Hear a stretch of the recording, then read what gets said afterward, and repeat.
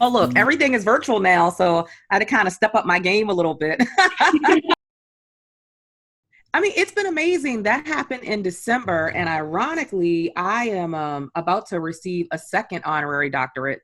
I Wow, that's can't. I'm blown away. That just happened last night, and congratulations. so you know what it is. It's exciting that people acknowledge my body of work to Mhm. say you are deserving of this thing, right? So I think that speaks volumes to the work that I've done over the past 10 years with women's leadership, empowerment, helping women to share their stories and their voices, and to have other people acknowledge that it's really like, it's like the cherry on top of the cake. Like you do it because you love it. I do it because I love it. But to Yeah, have people acknowledge it and honor it it's right. priceless. My notes were from December, so just like you said, right around that same time that you got awarded your doctorate. It says, sometimes we are our own most toxic person in our life. If you're going to get mastery over your thoughts, it's first of all being aware of what your thoughts are. And if they are toxic, you have to acknowledge that. Right now, I have toxic thoughts, or right now, I'm not producing at the level that I know I could produce at because I'm spending too much time sitting on the couch. There's something going on with me that's not allowing me to be as productive in the world as I need to be. So, first, just acknowledging it, because once you acknowledge it, then you understand that there's something I need to do about it to shift it. Are there certain thoughts that we could eliminate right off the bat as being toxic, or is it really case by case?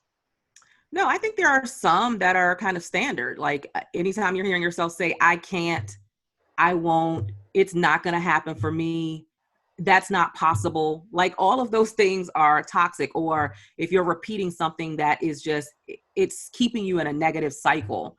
Like, oh, that, again, that'll never happen for me. Oh, they had some special circumstance. That's why they're succeeding. But I don't have that. So anytime you're repeating things, statements that keep you in a space of lack, that's what you have to target and laser focus on replacing. And it really is about catching yourself in the moment, like as soon as you say it, because it's not going to go away immediately. That's going to take practice. Like Right. practice is what makes progress, not perfection. Practice makes progress. So you want to progress towards shifting what you're saying to yourself.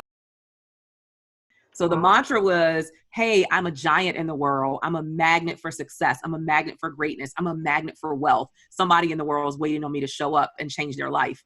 And I would literally burst out laughing after I would say it, because I then had to get out of my bed and get dressed and go to a job that I didn't love. Right. So oftentimes the words are going to preface the actual manifestation of what you're saying.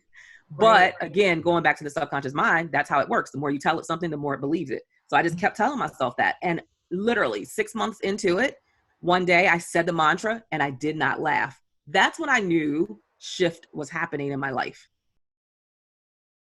I have never seen a person work as hard as my mom. And she went to work every single day, like sick or not, she went to work. Mhm. And even in spite of that, and on everything that she brought in her work ethic, she still didn't get paid enough to be able to afford to feed us. Like we Right. had to be on government assistance just to eat every night. And I'm not talking about eating steak and lobster. I'm talking about eating lima beans and black eyed peas and homemade biscuits that she would make, stuff that I won't even look at anymore now as an adult. But she did what she had to do. And Mhm. so again, when you do come from that environment, you do assume most times that you're going to be a statistic just like everybody else who's around you. So it took a lot for me to work on my mindset. So when I graduated high school out of Baltimore, I did not go off for 4 years of higher learning and higher education. That wasn't in the cards for me. It was like, no, I got to go get a job so that I can get out of poverty and I can pull my mother out of poverty. So Mhm. that was my driving force. And that was a tipping point for me. Like, Cheryl, if you're going to live, you better live now. Like, tomorrow isn't promised. You think you have a to do list, but you better put everything that you have on your to do list for tomorrow. You got to put that stuff on your list today and really get out and let the world experience your unique fingerprint, because you only get one opportunity to make your mark on the world. And so with that thought, that was my first opportunity. I got my foot wet as an entrepreneur. I started a little t-shirt business. It was a mommy t-shirt business because I was so in love with being a mother after years of being told I would never conceive children. God had a different plan.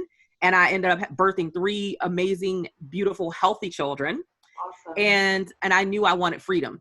I Mhm. wanted time freedom. I wanted financial freedom, and I wanted creative freedom. And I was never going to get that going to a building that had somebody else's name on it.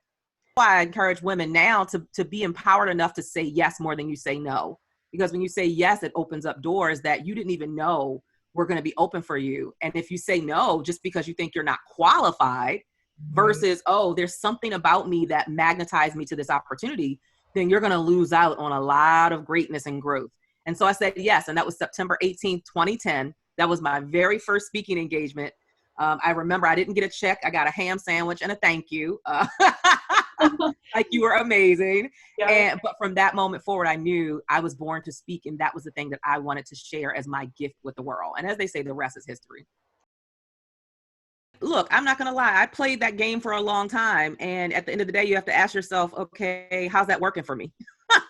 If Right. you're still thinking the same way, if you haven't shifted, if you haven't interrupted, I always like to call it interrupting your norm. Like, if you haven't interrupted what's normal for you and you're still doing it the same old way, the same way you've always thought, and you're getting the same results, maybe you might want to consider trying a different way. And that requires having an open mind, open enough of a mind to say, I'm going to try to do something completely different than what I've ever done. I know I've always believed this way, felt this way, done it this way, but let me just open my mind a little and give this type of thinking a chance.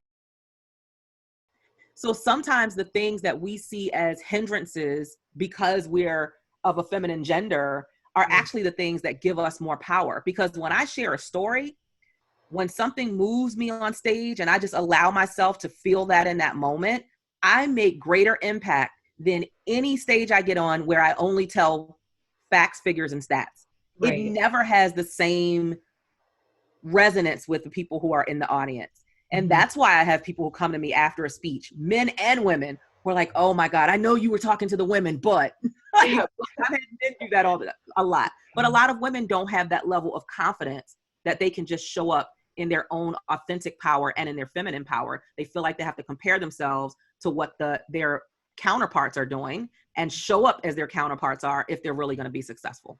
You're not trying to prove anything at that point. You're just trying to be a human being that connects with the other human beings in the room.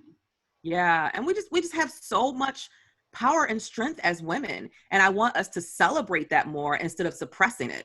So celebrate, don't suppress the things that you've been given that allow you to have a greater connection with audiences and people that you're going to serve through your business. Like, allow that to shine through brightly without apology.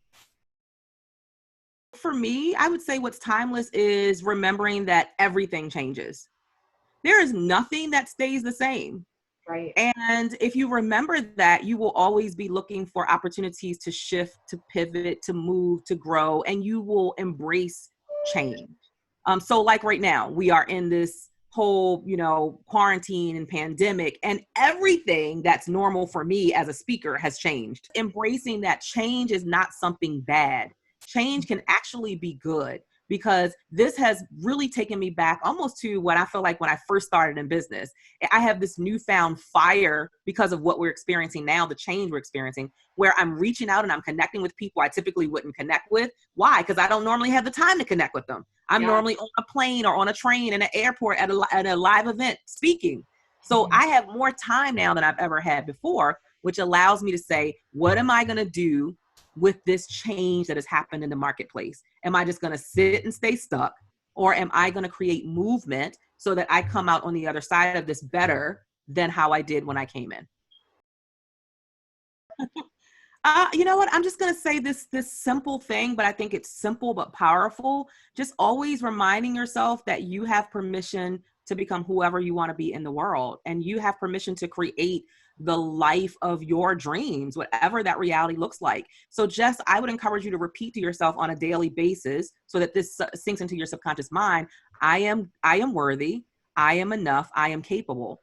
Keep repeating that over and over and over again, and understand that somebody somewhere in the world is waiting on what you know. They're waiting on your unique gift, how you say that thing, or how you do that particular thing, or that product that you have. So service-based, product-based doesn't matter. What matters is that you have a unique fingerprint that nobody else can duplicate, and someone somewhere in the world is waiting for that.